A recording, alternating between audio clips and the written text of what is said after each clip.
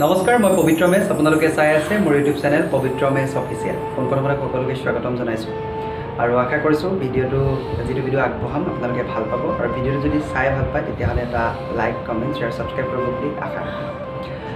ভিডিঅ'টো আপোনালোকৰ বাবে আগবাঢ়িছোঁ আজি এটা কবিতা আৰু কবিতাটো যদি শুনি ভাল পায় আপোনালোকে কমেণ্ট এটা কৰিব। কবিতাটো বৰ্তমান প্ৰেক্ষাপটৰ লগত জড়িত।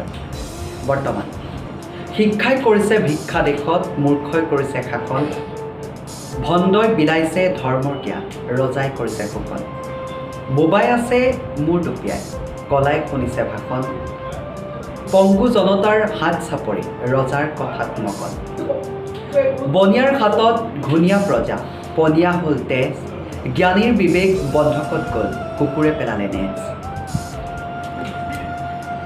জীৱন মানে মধুৰতা, সংগ্ৰাম মানে বাস্তৱতা, সম্পৰ্ক মানে মধুৰতা, প্ৰেম মানে বিশ্বাসতা, হৃদয় মানে সহনশীলতা, মুখৰ বাণী মানে সংস্কাৰতা, ধৈৰ্য মানে সহনশীলতা, সন্মান মানে শ্ৰেষ্ঠতা, সকলো মিলি পৰিচয় দিয়ে মানুহৰ জীৱনৰ শুভ্ৰতা।